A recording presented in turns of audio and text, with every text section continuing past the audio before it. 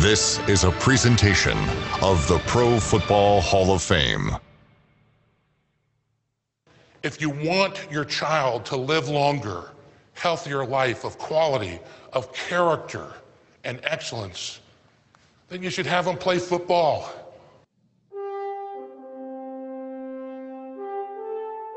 The great Vince Lombardi said that you can never achieve perfection, but if you chase perfection, you might just catch excellence. Greatness is not a sports term, it's a life term. You know, it teaches you that nobility of defending and working for somebody else. It teaches you about respect for yourself, about respect for your teammate, and ultimately, it teaches you about respect for your opponent. The respect of my peers, my teammates, my coaches is really why you play the game. You learn diligence, because once you're on that team, you got to start working real hard. And you learn integrity, because you got to know right from wrong. You got to know the rules. You got to know, your role and what you have to do. You've gotten knocked down to not ever waver from what you believe in and to not ever waver from the goal that you've set. You have to have courage, because just like Tony Dungy said, sometimes you're going to get knocked down. To pick yourself up, to make yourself the best you can possibly be. Perseverance, everybody has to overcome adversity, and you learn this in this game. The ups and downs of the game, those are all parts of life. You learn commitment. Once you're on that team, you learn that, it's really special to be a part of something bigger than yourself. And this incredibly strange thing that when you surrender yourself to a community of others, that you actually become more relevant, not less.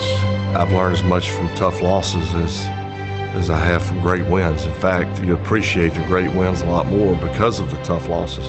Love. It probably doesn't seem like you're talking about love all the time, but frankly, that's what you're teaching.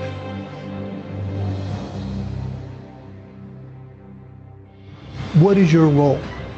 What is your goal? It's not about you, it's not about your particular group that you belong to. It's about sacrificing yourself for something greater, something bigger. And that's what happens in the game of football. I learned a lot about myself, perseverance. I learned about the difference between injury and pain, and there's a big difference between the two. And I've used those lessons in other things I've done in my life. Going to law school, perseverance. If you don't understand it, read it again. If you don't understand it, ask the questions. If you don't understand it, go to another source until you do understand it. That perseverance. Don't give up. Don't let this book get the best of you. You get the best of this book.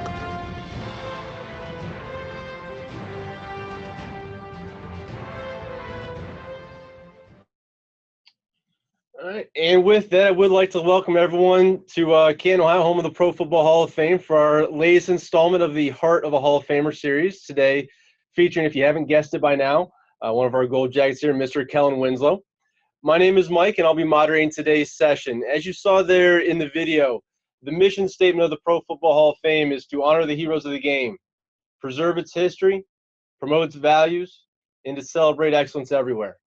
Those values that we promote, and we'll talk a little bit more about them today, are those of commitment, integrity, courage, respect, and excellence. And I know I'm excited, and hopefully you guys are too, to hear how those values have helped Mr. Winslow's career on the football field, but also set him up for great success off the field as well.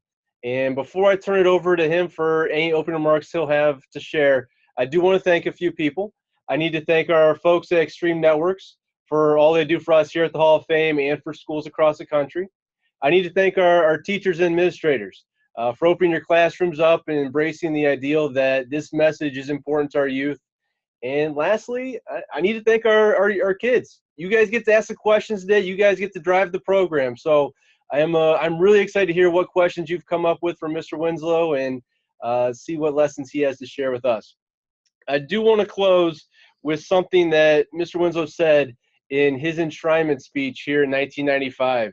And he said, and I quote, "It has also been said that sports is a microcosm of society, a mirror, reflecting the issues of a larger society.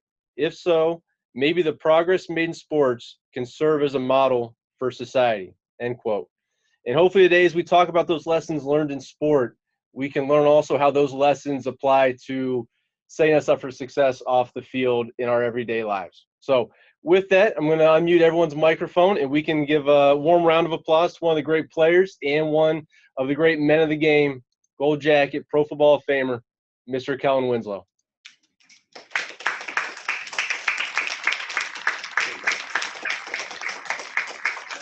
Thank you, Mike. It's a distinct honor and pleasure to be here with you today.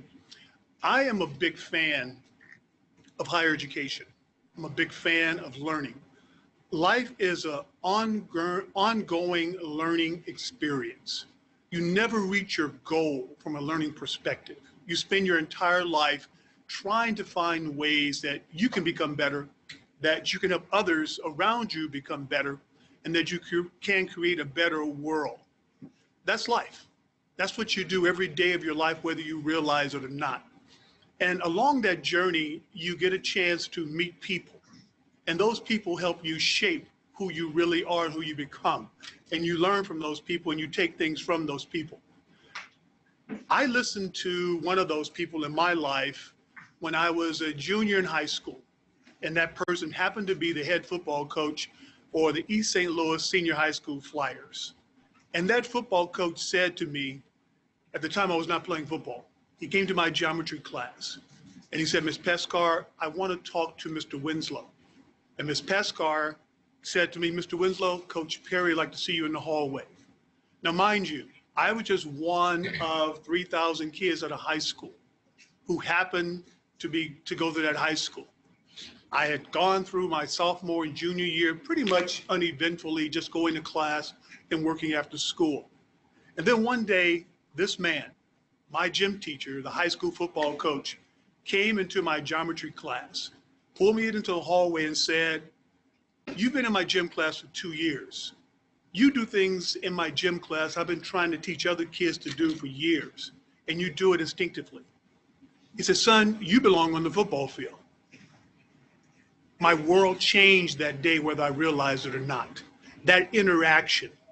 He convinced me to take a leave of absence from where I was working at the time at United Parcel Service. And he convinced me to come out and play my senior year, to play football in my senior year. And even when I doubted what he said, I doubted I could do it, he gave me a chance to walk away and think about it for a day or so. And he said, "Go think about it, but I see no reason why you should not be in some man's college on a football scholarship if you come and put yourself in our hands, if you trust us." I took that evening off of that practice and I went and I rode the bus throughout East St. Louis and St. Louis, Missouri. And I came back the next day and I said, "Okay, Coach, I trust you. I believe you. This is what I'm going to do." That didn't change my entire life. If I had not trusted that individual who showed a genuine, caring concern for my well-being and for me reaching my potential, you would not be hearing from Kellen Winslow today, because my life would have taken a different chance. So what I'm saying to you high school students, to those who are out there listening to this thing, each and every day, whether you realize it or not, you are surrounded by people who care for you, who love you, who sacrifice to do the job they do. The only question I have for you is, are you smart enough to listen to them? Or are you willing enough to take a chance to say, "Okay, I'm listening to someone who's been where I want to go, who's doing things that I want to do. Am I willing to listen to them and to commit and to trust that this is genuine and that they really do care and love me?" That's what I did. That high school coach's name was Coach Cornelius Perry. When I was inducted into the Pro Football Hall of Fame in 1995, who do you think was the person I used to introduce me to make my induction? The man who changed my life. And to this day, I cannot pay him back enough. I cannot sing his songs of praise enough for realizing a talent that I had and wasn't aware of, and giving me a chance and putting me in a position and loving me and caring for me and criticizing me and encouraging me and supporting me to be the person I am today. My challenge to you Who are those people in your life? You can't say you don't have them. You do. My question is, do you recognize them? Is it your parents? Is it your teachers? Is it a coach? Is it a mentor? Is it an administrator? Or is it a combination of those things? You are not alone. The things that you're thinking about, things you're wondering about as a teenager or a senior or junior in high school or being a high school student, period, male or female, it's nothing new. Everybody's gone through it. But if you open and you share those feelings, those doubts, those insecurities, you'd be surprised at the feedback that you get. That's the great thing about the game of football. When you're a part of a team and you commit yourself to a cause and everyone openly gives all to that cause, the love and the appreciation and support that you receive back. It's a great game. I'm glad I played. Mike? Perfect. Thank you, sir. And there's a lot we could talk about there, but I do need to get a little house clean out of the way before we get into it. For those schools that are connected in that we don't see, we don't hear from, and also some fans who are just watching, if you wish to interact today with our program on social media, please use our handle here at the Hall of Fame, which is @ProFootballHOF, and then use the hashtag HOFValues, and we'll be able to interject those questions as we see fit throughout the program. So with that being said, we'll go out to our first question from those students right in front of you, Mr. Winslow, and get us started with a question there. Any questions from the audience? I planted 3 questions, so I know there's at least one out there. Yes, sir. How did you remain humble through all your success? I'm sorry, would you stand up and, what's your name? My name is Stephen Robinson. I'm asking you, how did you remain humble through all your success? The question is, how do I remain humble, or how did I remain humble through all my success? Well, some people would say I didn't remain humble, because there has to be a certain sense of, how do you put this, confidence in order to play at different levels, especially to play at the highest level. It's realizing that you don't do this alone. I'm a firm believer in you're only as good as the people around you. Luckily for me, I played on a great high school football team with great coaches. And because of that, we were able to play in the state championship game, and we lost in overtime. And no, I didn't touch that ball. It didn't come to me. Okay. I played in a great University of Missouri Columbia, Missouri Tigers, MIZZOU. And I was surrounded by great talent. And then when I got to the pros, I played with a great organization, the San Diego Chargers, now the LA Chargers, wherever they are, somewhere between LA and San Diego, and was able to be a part of a great organization, the San Diego Chargers. And I was the last piece of that puzzle. But you have to realize that you do nothing on your own. People say, well, you caught all those passes, but they don't. What's inferred in that is who gave the quarterback time to throw it? You know, where did the quarterback throw the ball? Who called the play? All of those are a piece of the success. So it's really, even though some people think it's them, they're lying to themselves. It's really not them. You can't accomplish anything in this world without the support and love and appreciation of other people around you. You just can't. And once you realize that, humility just becomes a part of it. Any other question? Yes, sir, in the front row. Yes, sir. Hi, I'm Paul Chess, and my question is, how do you feel about accountability on and off the field? Accountability on and off the field, kind of a broad question. Are you a professional reporter? That sounds like one of those catch-you questions. Okay. Are we talking about Odell Beckham? Just in general. Okay, all right. I want to get too specific here. When you become a part of something that's bigger than yourself, and that could be a family, that could be a representative of a high school, that could be a member of a sports team, that could be a member of a social club. You are accountable not only to yourself for your action, but also to those individuals that you associate yourself with. Because every time your name is mentioned in association with that organization, you affect other people's lives. So you have to be aware of the bigger picture of what takes place. And the more of a high-profile situation you're in, with that comes more responsibility. It doesn't mean that you can't live your life. It doesn't mean that you can't have an opinion. But it means that you have to be aware of the things that you do and how they affect other people. And if you're not aware of that, then it's because of a lack of maturity, awareness, or just plain selfishness. And we get to the point of being selfish when we see repeated patterns over and over and over again. I was taught in high school, I was taught in college that you represent, in high school, the high school team, in college, that when you do something, it affects you, your family, and your teammates, and you have to be aware of those things. And I've never really wanted to do anything to disappoint my parents. Never have. I have a question. There was another question, right? Yes, just one more from here, Mike. Perfect. Yes. Yes, sir. Mm-hmm. My name is Jaden Phillips, and what gave you the mentality not to quit? Because you became like a football player your senior year.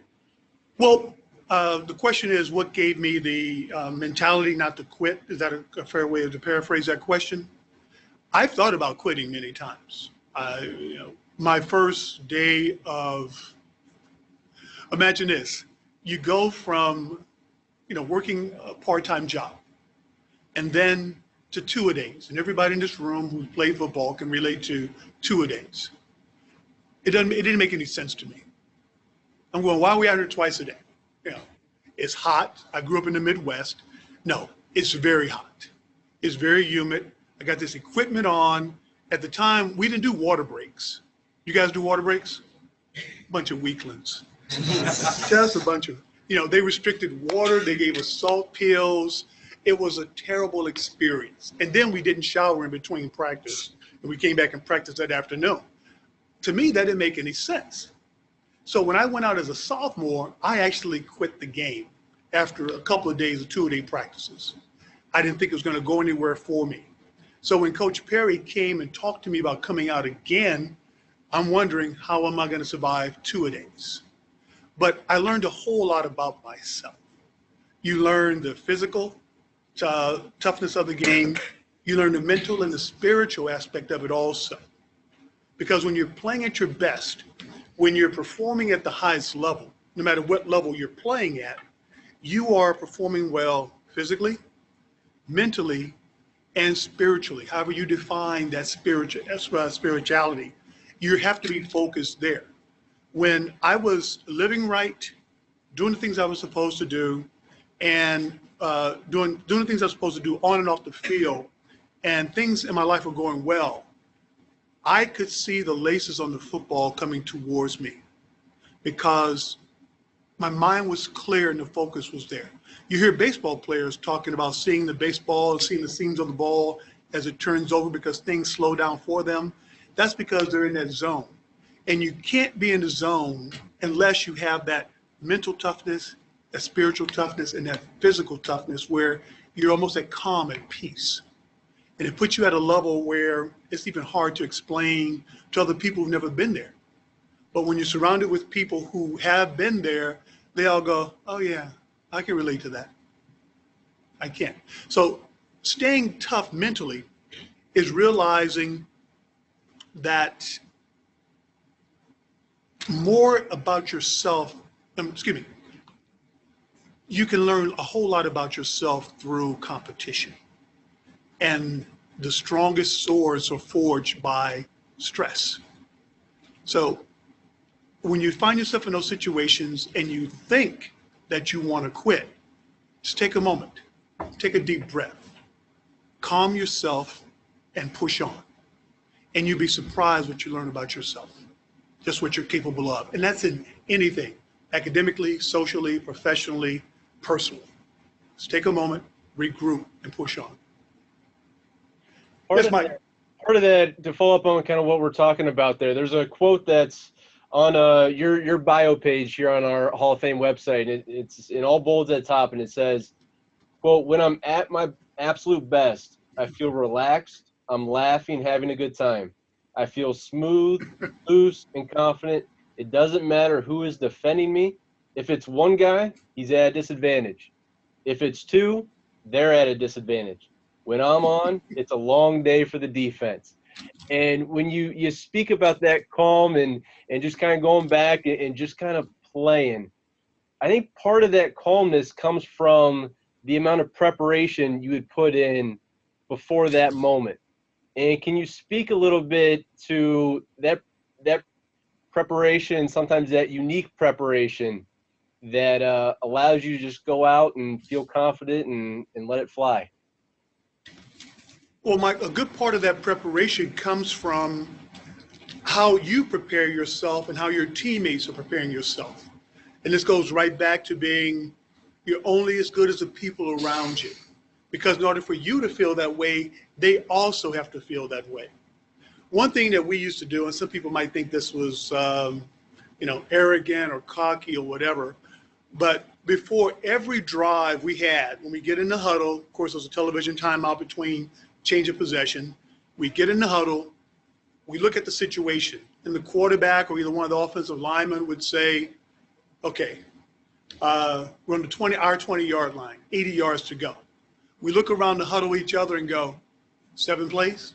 And everybody would go, 7 plays. That meant that we set that goal for that drive, that we were going to be in the end zone in 7 plays. That's how we started every drive. Not we're going to win this game, but every drive we set that goal. And if we missed that goal, we came back out and we started over again and we started setting that goal. And that meant that everybody at that time was committed to achieving that goal and doing everything they were supposed to do. The preparation is sitting down and talking about, or sitting down away from the game and talking about the game. We spend a lot of time together socially as a team. Dan Faust, who's in the Pro Football Hall of Fame, Charlie Joyner, who's in the Pro Football Hall of Fame, myself, and our equipment manager, the late Sid Brooks. We would ride in a taxi on the road games. We would take a taxi together to the stadium. And again, that recommitment after we had either mass or chapel, depending on your faith, we would get in the taxi and we would be at the stadium some 3.5 hours before the game. And at the time, just talking about things, having a good social time, but occasionally either on the taxi ride or walking through the tunnel to the dressing room or in the dressing room or getting dressed, just talking about little nuances. Okay, remember when they get into this and they do this, we need to do that, or watch out for that, or remember we did this week in practice. We just reaffirmed everything that we did. But the amount of time that goes into preparation for that, you can work as hard as you can and do as much as you possibly can. But if everyone else on that team is not doing it, your chances for success over a long period of time is not going to be very high. So that preparation has to be not only you, but for those who are around you also. And I was in San Diego with that situation with Dan and Charlie and Wes Chandler and John Jefferson, because we really enjoyed and loved each other's, being in each other's company. Very good. And we're going to actually go out to one of our schools that is watching right now. We're going to go out to, it's in Tabernacle, New Jersey. We have some younger students out there that tune in, want to ask you a question. So if we have a student there ready, we'll go ahead with a question from you folks. Okay, all right. Were you successful at all sports as a kid? Did you find any challenging? Was I successful? If you consider playing sandlot, football, baseball, basketball, corkball, kickball, whatever type of ball there was, we played growing up. It really wasn't very well organized. We just kind of got together in the streets and created our own activity. We would go over to this one park, this one place that we turned into a baseball field. And this place had a brick wall around the outside of it, and that was our home run wall. And we kept stats during the year about how many home runs we had. I want you to know that one year I had more home runs than Hank Aaron and Babe Ruth combined. But that was our own stats. But we really just enjoy sports, and we use it as a way of, spending time and camaraderie. Success in sports, the way I defined it is, it's the completion of a task. And that's how you really have to look at it. If you're trying to say if you're successful because you won this or you won that, that's so arbitrary. If you get in something and you give it your best, and you compete at the level that you can compete at, and you enjoyed it, then that's what sports is all about, and that's when you can be a success. Even though I didn't, win any Pop Warner championships or didn't play in Little League baseball, I see sports as the foundation of who I am today. Makes me who I am today, and learning those things. So I consider that a success. And when you get into the organized side of it, as I was fortunate to in my later part of my athletic career, those successes are defined by more objective type standards of championships, et cetera. But there's nothing I would trade that I've done in sports. I wouldn't trade anything for it. My teammates, the challenges, the ups, the downs, the wins, the losses, because it makes you who you are today. And to follow up on top of that, I know you said you wouldn't trade anything, but this is a popular question that we like to ask to some of our guys. Okay. During your career, you never won a Super Bowl, and for those guys, we didn't. In my mind, we did, but go ahead. But for those of you who don't know, when you get enshrined in the Hall of Fame, you get really three of our iconic symbols. One is that gold jacket that Mr. Winslow is wearing there today. Second is the bronze bust that will last for 40,000 years here in our museum in Canton, Ohio.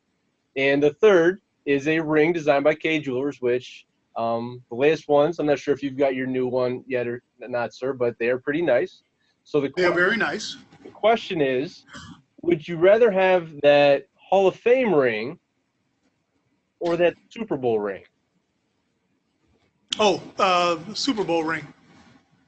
Why? Well, simply because it's a team accomplishment. And again, you cannot say that you earned your way into the Pro Football Hall of Fame because it's not an individual goal. It is not. It is not something you can earn on your own. If I played chess in high school, if I'd won the state championship in chess, then I won it because it was me and the people I played one-on-one. It's a team game. And I think we were good enough for a 4-year span to have, at least played in a Super Bowl. We came close twice in AFC championship games, actually twice in AFC championship games to get to the Super Bowl. We didn't accomplish it, but I would love to be able to share that Super Bowl ring with the guys that I played with and the people in the organization who were in the organization at the time when I played. It is the ultimate award in professional football. All right. That being said, we'll go back out to those students in front of you if we have any more questions from them. Yes, sir. My name is Kassan Jamil. How are you doing? I'm fine. What advice can you give young people on how to build their character? What advice can I give young people on how to build their character? I think you have to realize that it's an everyday thing. It's not a place where I arrive. It's a process. So every day you face challenges that bring your character into question, whether it's to take a shortcut here or a shortcut there. That is a reflection of your character. And if you take too many shortcuts, you never go anywhere because you're just kind of going in a circle. When you're faced with a challenge and you decide to take a shortcut, that's a reflection of your character. When you see something wrong and you don't speak up, that's a reflection of your character. When you walk down the street and you see someone, whether you know them or not, and you make eye contact and don't speak, that's a reflection of your character.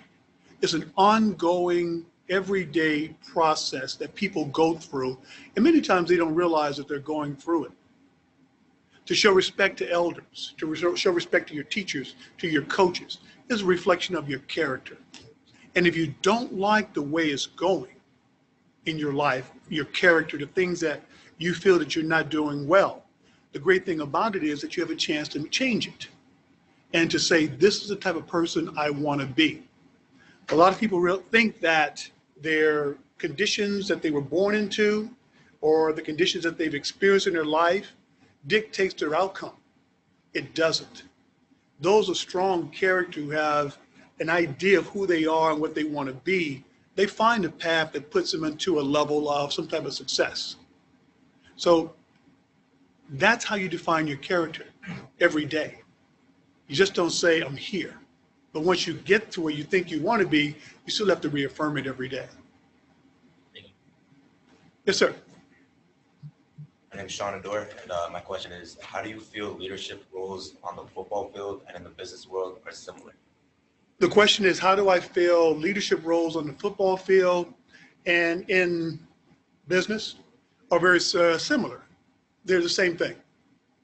Bill Belichick can take any company in this country and run it, because Bill Belichick is a big idea, detailed type person.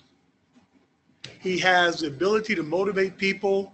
He has organizational skills, and he has the fortitude of vision to make it happen. You can do that. Now, can you take a CEO in business and they can be a football coach? That might be a little bit more difficult because there requires some nuances about the game of football, knowledge of the game, which is where the respect comes from. But from a conceptual standpoint, I think you can take the successful coach who's well organized, who is a people person. And that's what a lot of people don't realize. Football is a people business. Yes, you can run the numbers, but it comes down to the ability for a coach to communicate a vision up the ladder to the owner, to the GM's office, to the coach's level, down to the players and to the staff. And that's why you see the same teams in the playoffs every year. New England, Green Bay. They're in the playoffs every year, aren't they? Because they have that type of organizational skill. And that's what makes a successful company also. They know who they are, they know what they do, and everybody knows their role. How many players have we seen leave one organization who wasn't performing very well and go to the New England Patriots or the Green Bay Packers and resurrect their career? It's a long list, isn't it? That's because they've got it together from an organizational standpoint, and they have values. And those values are permeated throughout the entire organization. Most teams, most organizations who don't do well, it's not the players on the field. It's dysfunctional, organizational, it's a lack of value and lack of mission being spread throughout the organization. But you see this, most of the time you see the same teams in the playoffs, year in and year out. And that's why. Who was one of the best leaders you played for or played with? One of the best leaders I played for or played with. Okay. Of course, you know, we had so much success in San Diego. Don Coryell has to be in that list. But the one I do remember had a short exposure to is Don Shula. Don Shula was the coach, I think, in my third Pro Bowl that I played in. The Dolphins were the staff that did the Pro Bowl.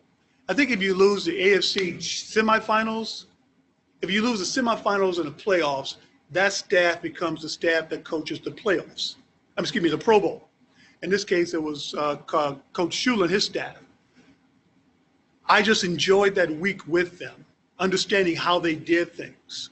And this is how smart Coach Shula was, and not how tied he was into doing everything his way. Had to be his way. We're doing this, we're doing that.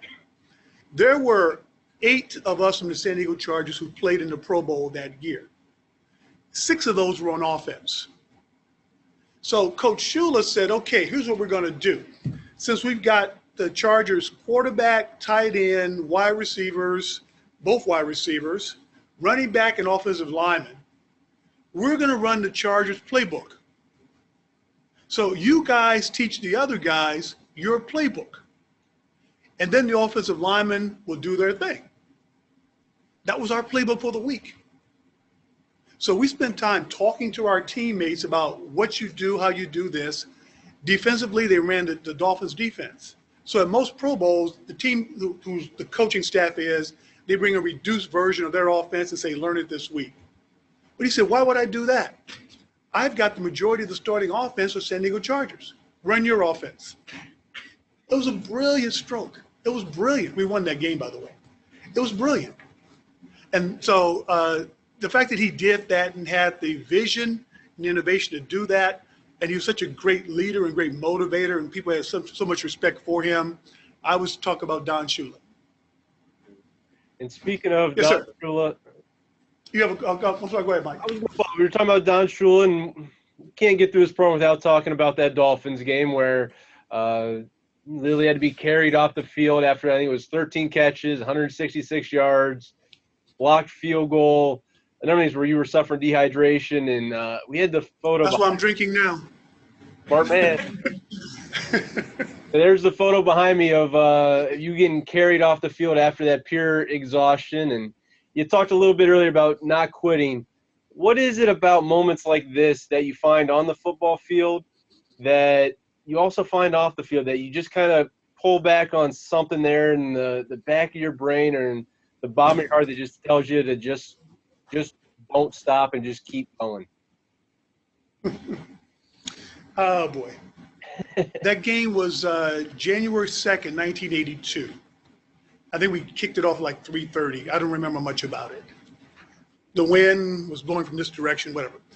The night before, the irony of that game is that the night before in the Orange Bowl, Clemson had beaten Nebraska to win the national championship in the Orange Bowl. And that was Clemson's last national championship until, that great game this last week. So I remember that. And we were up in that ball game at one point in time, 21-0. 21-0. And we went into the locker room at halftime leading 24-21.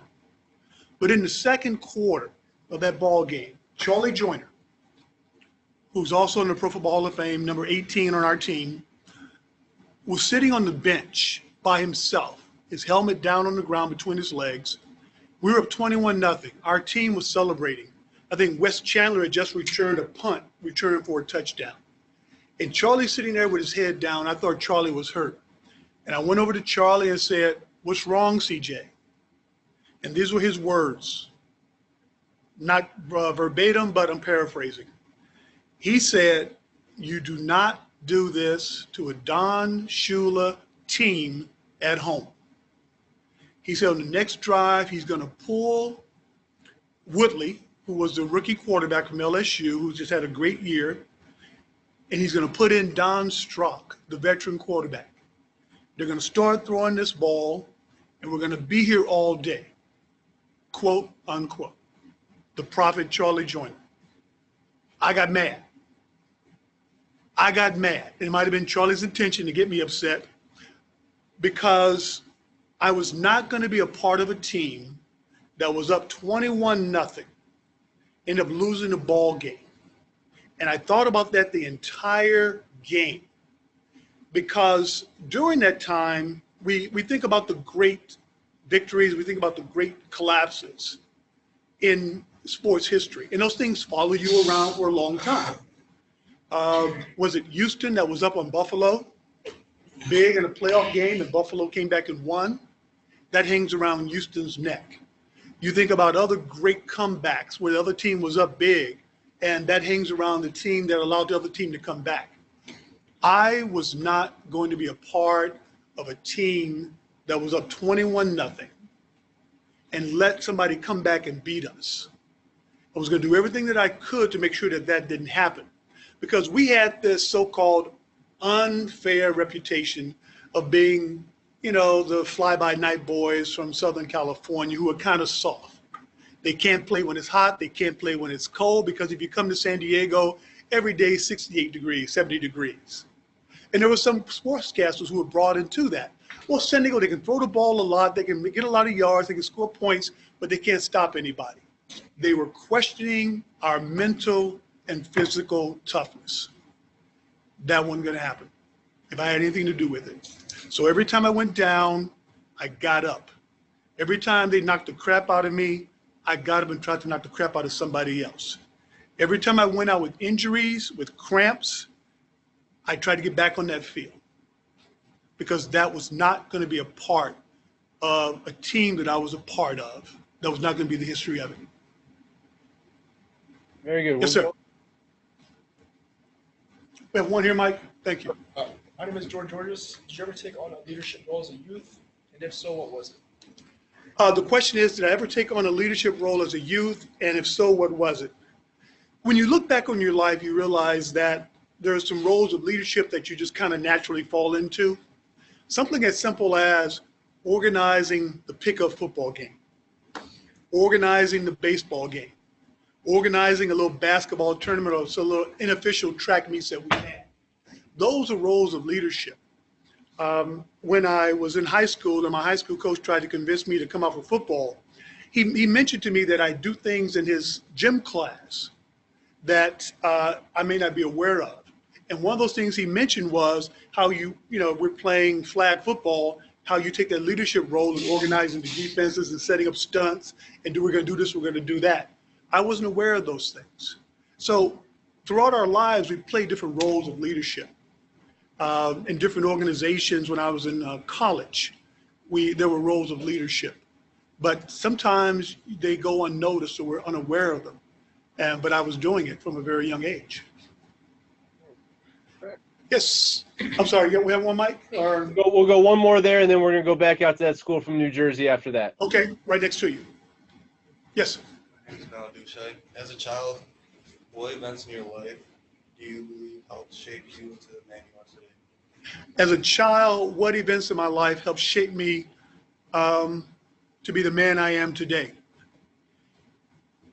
There are instances of death in the family that really shape you as a young person. You can go to those moments and talk about those moments. Then there's the other side of it, the joyous occasions of, watching your father get a promotion at a job where he was one of the first African Americans to work in that organization, that sense of pride that shaped it. I think one of the biggest things that shaped me and made me who I am today is that our parents, there's seven of us, and our parents made the sacrifice to make sure that we got a chance to travel. Not by bus, not by plane. My first plane ride was my first recruiting trip from the University of Missouri to Kansas State in Manhattan, Kansas. But to take us different places in car trips. Well, I lived right next to St. Louis, Missouri, a town called East St. Louis, Illinois, separated by the Mississippi River. But we had family in Chicago, and that's a 5-hour drive, 5.5-hour drive to Chicago. But the things that you saw in Chicago that you did not see in East St. Louis, it caused that, it awakened that curiosity. One summer we went out to Denver, Colorado, because my father's brother, my uncle, was a retired lieutenant colonel in the Air Force and flew B-52 bombers. And we got in the car and drove across the state of Missouri, Kansas, Colorado to go visit them in Denver. And again, get exposed to things that I had not seen, snow-covered mountains and long stretches of open space and elk in the fields that you saw. So just those simple things of just traveling and seeing other things and realizing that there were other places than what really opened up my mind. And one of the reasons why I travel so much today. Always looking for that next adventure. Yes, Mike. All right, we're going to go back out to that school then that's tuned in from New Jersey and see if we have another question from those young students out there. I see he's making his way towards the microphone. Yes. Hello, Mr. Winslow. Hi, sir. How did you handle making a mistake when things didn't go your way on your NFL career? I don't remember any mistakes. That's not true. The year was 86. This mistake still bothers me to this day. We're playing the Pittsburgh Steelers at home. And we call a play where I run a 3 route, release inside, check for the pop in case the inside linebacker blitz, plant, cut back to the outside, get your body between the ball on the outside and the inside linebacker or safety who is ever covering you. We have been struggling. We were in a losing streak, and we have been struggling the whole game. And I came out of that huddle ready to make a play. I was so hyped to make a play.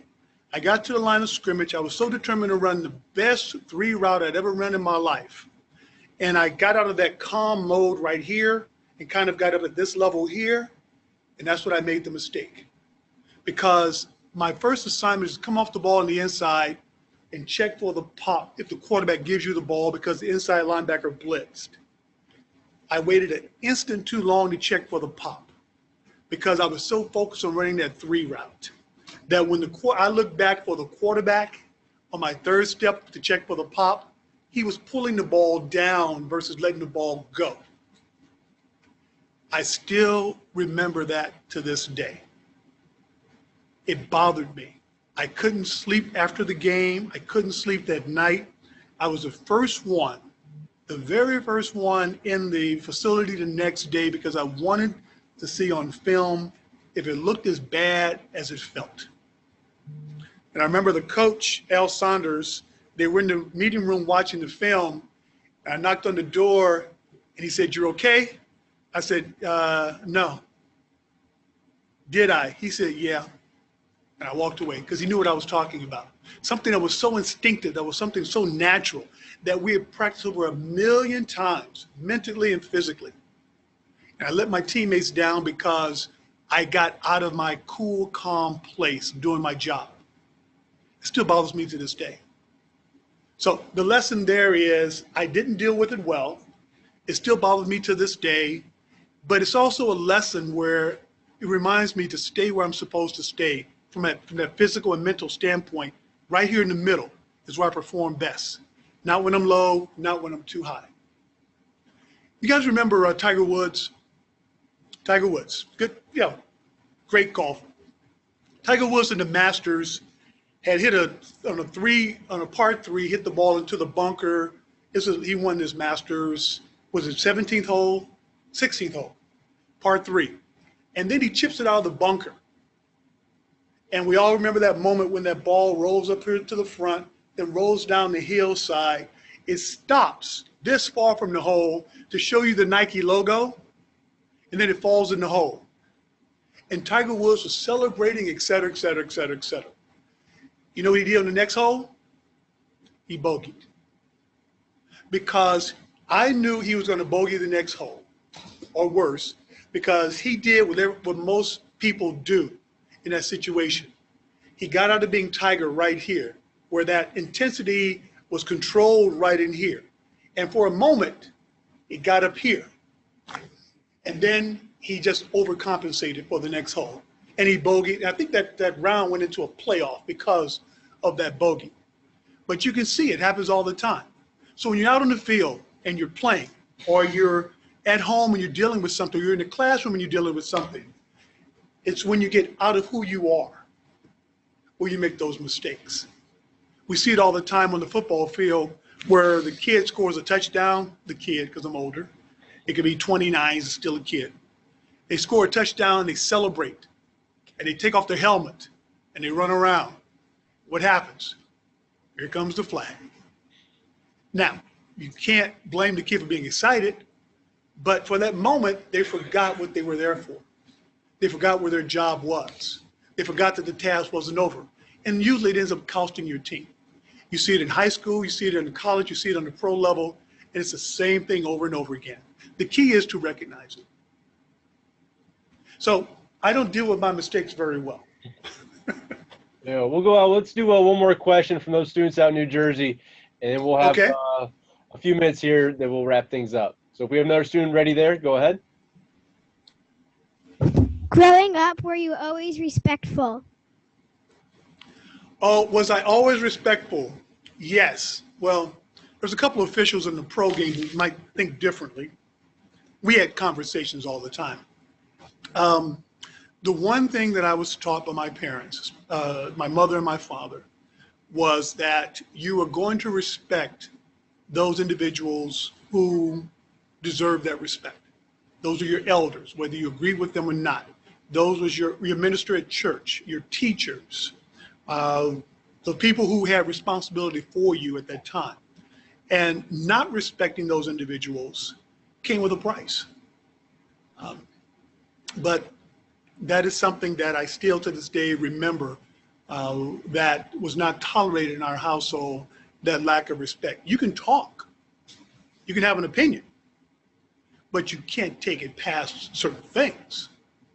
We can talk about whatever you want to talk about. You can be mad about what you want to be mad about, but you will do it in a respectful way.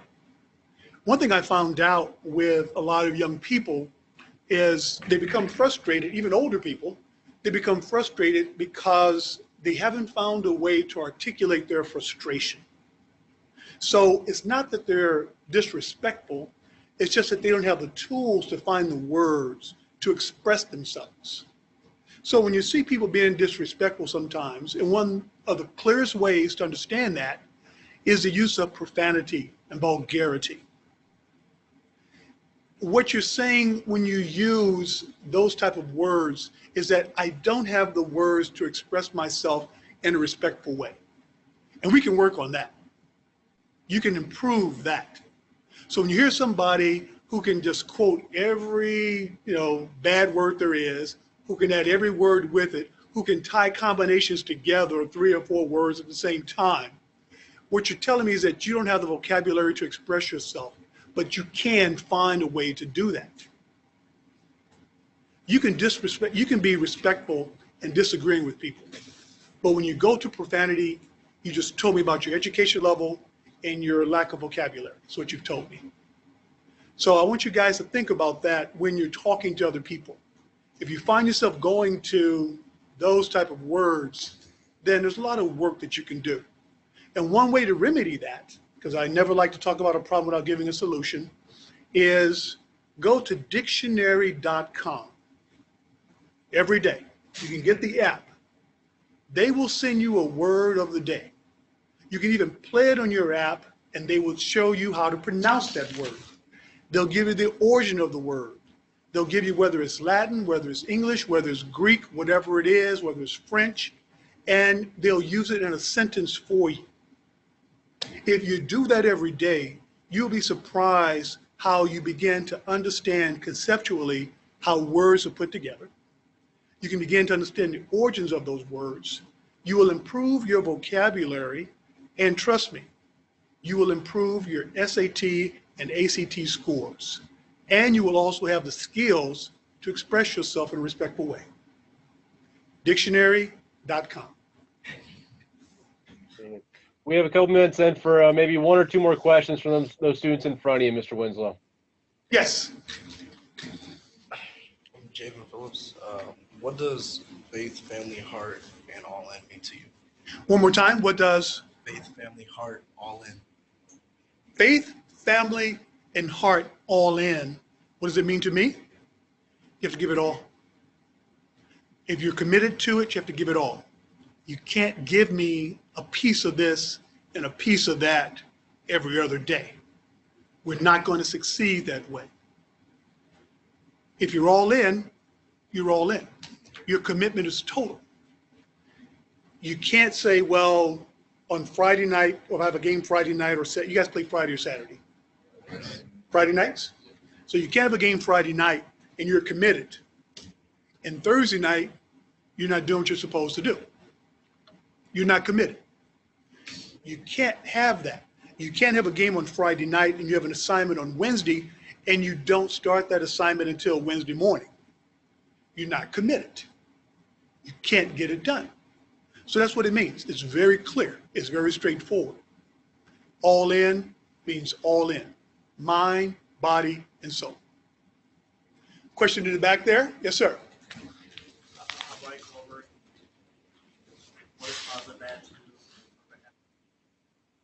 The question is positive attitude.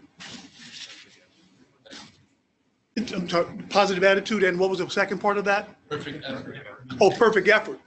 Positive attitude is the way you approach things. If you're asked to do something or told to do something and you rebel against it mentally, you say, I'm gonna do it, but you grumble about it, that's not a positive attitude. You've already started the process of failure by having that type of reaction to it. And the second part of that was perfect effort. Same type of thing. You have to give the best that you can. It doesn't mean you're going to do it right, but I want to see you give it what you have. And then as you do it more and more, I want to see even more effort because you've learned how to do it. That doubt in your mind how to get it done is gone. So now, but if you don't step up, if you don't improve, you're really wasting your time and you're wasting other people's time. That's part of that all in, that's part of being committed, that's part of everything you do in your life. You find a cause, you commit to it, and you're all in. If not, you're wasting everybody's time, even your own. One more question, Mike? One more. One more, yes, sir. Right here in the front. Hi, I'm Cassian Chai. This is more of a football-related question. How would you beat the corner on a pass play? How would I beat the corner? On a pass play. On a pass play. The question is, how would I beat a corner on a pass play? Okay, it depends who the corner is. Okay? How they're built. During my heyday, or when I was younger, the advantage that I had was that I was bigger than the defensive backs and quicker than the linebackers. So the people who gave me the most trouble were the big quarterbacks who were quick. But thankfully, there were no cornerbacks who were 6'4", 250 pounds. So still had an advantage. So it was the long, lanky ones that gave you the biggest problems. The guy who gave me the most trouble because he was in that 220 range, he was very long and very strong, was the defensive back from that dreaded organization, the Oakland Raiders. Oakland. By the name of Mike Davis. Mike Davis was like 6'3", weighed about 220, very long arms. So you had to really put a body on Mike and play power forward and get the rebound on him. But the other linebackers, you could run away from them, and the smaller, quicker defensive backs, you just bodied them up like a rebound. You got in front of them and made them come through you to get to the ball. So it depends on who the defensive back is and how you played it. One more, Mike, or are we closing down? I think we're closing down. We have about maybe 2 minutes. I'm sorry, we'll talk later. If there's, Ms. Renzo, if there's anything you want to leave the audience with that you want to reiterate, or maybe there's something that we didn't touch on that you were hoping to talk about, you have about 2-3 minutes to share anything there with the students. Well, I just want to thank you guys for coming, the ones in the audience also, the streaming audience, especially those who are here. We've talked about a lot of things, but you really come back to the same themes no matter what we've talked about. There's a way to get things done. There's a right way and there's a wrong way.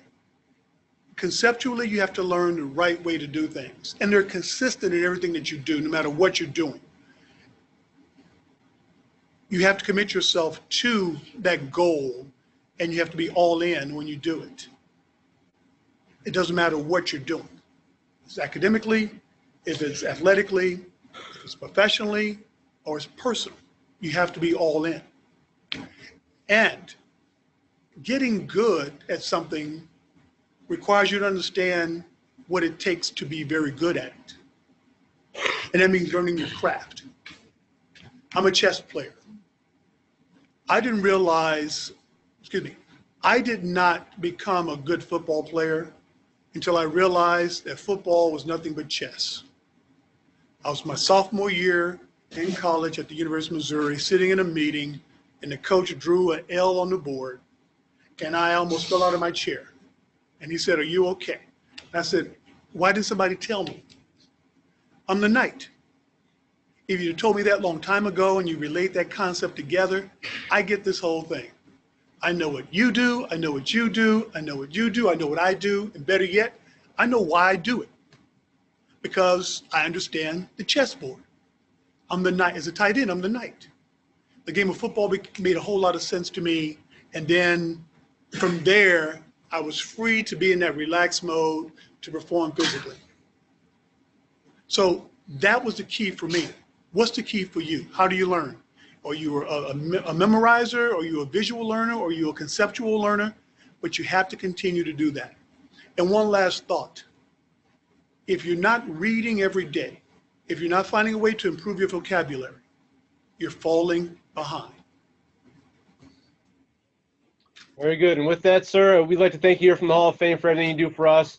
Absolutely great program today. Love hearing the stories. So from David Baker, Joe Horrigan, George Veras, all the way down through our educational department, we'd like to thank you for the time today. Thank you for making it a priority to come out to the school day to share this message. I do apologize for sending you to a school that shares a logo with the Broncos. Knowing your I just noticed that.